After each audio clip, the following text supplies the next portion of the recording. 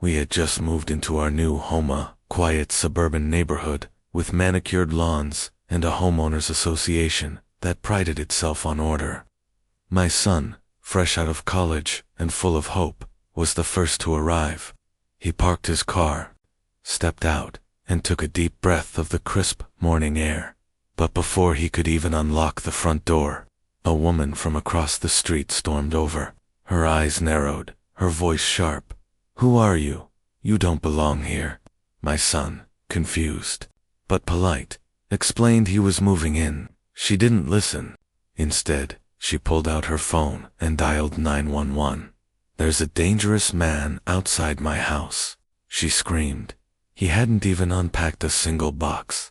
The wailing sirens echoed down our quiet street. My son stood frozen, unsure whether to move or stay put. Within minutes, a sheriff's car rolled up. The HOA woman pointed furiously, gesturing like she'd uncovered some terrible threat. The sheriff stepped out, calm but alert. His eyes scanned the weapons. No threat, just a young man and a duffel bag. He walked over to my son and said, "Everything okay here?" My wife stepped out of the house just then. The moment the sheriff saw her, something changed. His posture straightened. His expression softened. He took off his hat and gave her a respectful salute. The HOA woman's face went pale. Her bravado vanished in an instant. My wife didn't flinch when the sheriff saluted. She simply nodded, calm and composed. But for everyone else on the street, that moment cracked something open. The HOA woman staggered back a step, her voice now trembling. Who is she?" The sheriff turned to her, voice steady. "Ma'am, this woman served our country with distinction. You'd do well to show some respect." The entire mood shifted. Neighbors peeked through curtains. Phones stopped recording. The narrative whatever Karen thought she was building collapsed instantly. But what the sheriff said next made it clear. This wasn't just a friendly gesture. "She's not just a veteran," he said. "She saved lives, including mine." The sheriff looked my wife in the eye. There was history there. Wait, neither of them needed to explain aloud. My wife nodded, but said nothing. Her silence had presence, the kind that made people reassess their judgments instantly. The HOA woman stood still, no longer the voice of the street. Her confrontational posture deflated into something uncertain, maybe shame.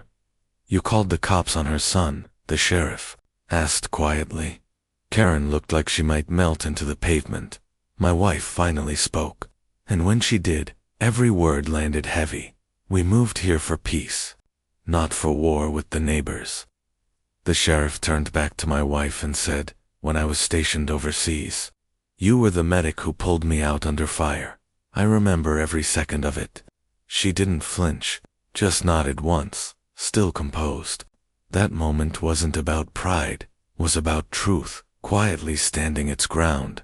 Karen clutched her phone like it might protect her from shame, but there was no hiding anymore. The woman she had accused was the same one who'd saved lives half a world away. Neighbors started to step outside, not in anger, in awe, and my son. He watched it all unfold, realizing he was part of something bigger than just moving boxes and hanging curtains. He belonged to a legacy, one Karen had tried to erase with a single phone call. The sheriff glanced around the gathering neighbors, then fixed his gaze on Karen. "This isn't how this community works," he said.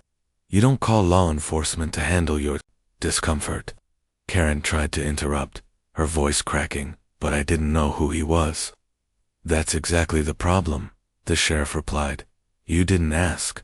You assumed."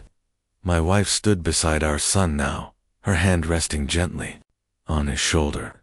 She didn't need to defend him. The uniformed man in front of them was doing that with words like armor. Karen looked lost, embarrassed, but the sheriff wasn't done. "If you make another baseless call like this," he continued, "you won't just be dealing with me, you'll be dealing with the law." After the sheriff's warning, a hush fell over the cul-de-sac.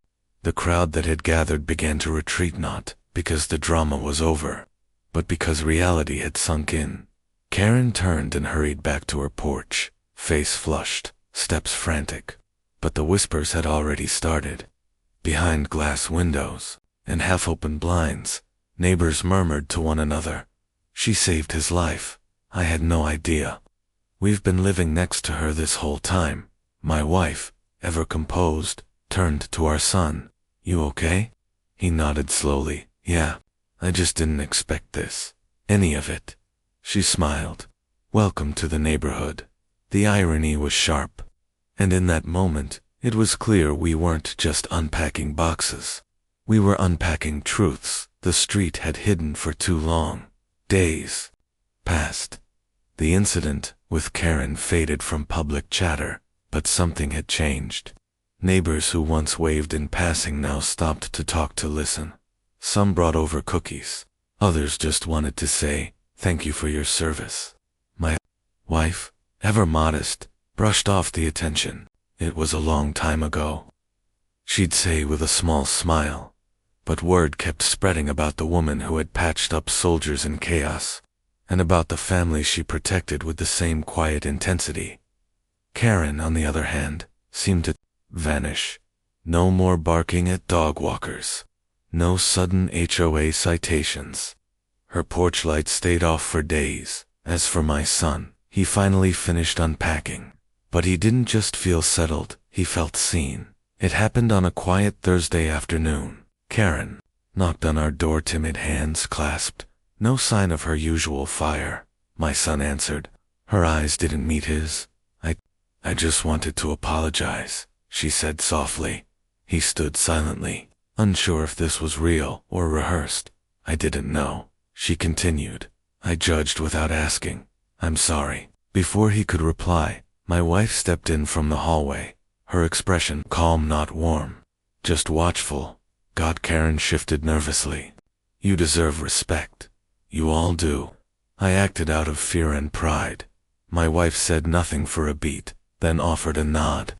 Not forgiveness, not yet. Just acknowledgement. Karen left without fanfare. But that knock echoed far louder than her sirens ever did. After Karen's apology, something subtle shifted. Not just in her, but in how the neighborhood saw our family. The same woman they had overlooked now felt like a cornerstone they'd never properly acknowledged. My wife didn't broadcast forgiveness. She didn't host barbecues or join HOA meetings, but her presence became more powerful than ever. People watched how she carried herself with quiet dignity that didn't demand attention, but earned it. And Karen, she kept her distance. More gossip, no more complaints, just silence, maybe learning, maybe reflecting. My son asked one evening, do you think she's changed? My wife looked out the window, the breeze brushing her hair. She knows better now. That's enough. The days rolled on, warm and slow. My wife never needed the HOA's approval. Her character spoke louder than any committee vote. She tended her garden, helped elderly neighbors with groceries, and always made time for anyone who truly needed it. People stopped calling her the vet. She became something else entirely, a quiet pillar, someone the neighborhood leaned on without even realizing it. Karen watched from her porch. She hadn't spoken since that knock, but her eyes followed my wife like a student follows a teacher, not out of admiration yet, but curiosity. One morning, my son found a small thank you note on our doorstep. No signature, no flourish, just one sentence. Some people build fences. You built bridges. My wife read it, smiled faintly, then folded it away. Not for display. For memory. My wife never mentioned the note again, but I saw her glance at the spot on the porch where it had been left just once each morning, like she was silently acknowledging something more than paper. At the local grocery store, neighbors greeted her differently now, with warmth, with gratitude. One even asked if she'd consider speaking at the community center. She politely declined. Story wasn't for microphones. It lived in moments, not speeches. Karen began volunteering quietly, cleaning up sidewalks, handing out flyers for school events, never looking for praise, just trying, in her own way, to stitch back the threads she'd torn. My son caught her one afternoon kneeling beside a flower bed near her porch, not planting, just tending, carefully, like she was trying to grow something new from the soil of her past. It was a rainy evening when Karen rang our bell again. No drama, no tension in her stance. She held a small box in her hands, wrapped in faded fabric. My wife opened the door, calmly, like she already sensed what was coming. "I found these," Karen said softly. "My father served too. I never understood what it meant, but lately, I've been trying." Inside the box were old medals, tucked beside letters, weathered by time. Karen looked up, eyes damp. "I never told anyone. I just wanted you to know I'm listening now." My wife studied the box, then Karen, not judgment, just silence. Then she stepped aside and let her in. The past hadn't changed, but maybe, finally, someone was choosing to learn from it. Karen sat at our dining table not as a guest, not as a villain, just a woman trying to stitch together a past she'd ignored for too long. My wife didn't ask about the box. She didn't question motives or rehearse forgiveness. Instead, she brewed tea. They sat together, two stories that had once collided, now resting side by side. Karen spoke of her father, how he never talked about the war, how she mistook silence for coldness. Now I wonder if he was protecting us from the weight of it all. My wife listened, not with pity, but with patience, the kind only those who've seen enough pain carry, like a second skin. Outside, the rain softened. Inside, something else did too. Weeks turned to months. The storm that once brewed on our lawn had faded, replaced by a calm understanding woven through shared glances and small kindnesses. Karen didn't become a friend, not exactly, but she became human again, no longer defined by the siren she'd summoned. My wife never asked for gratitude. She didn't need it. Her legacy lived not in medals or speeches, but in the way people carried themselves around her, with more patience, with less judgment. My son, once the stranger in a storm, became the thread that stitched us into the fabric of this place and the porch. It remained quiet, no drama, just the soft echo of teacups, folded notes, and the knowledge that strength isn't in how loudly you speak, but in how deeply you listen.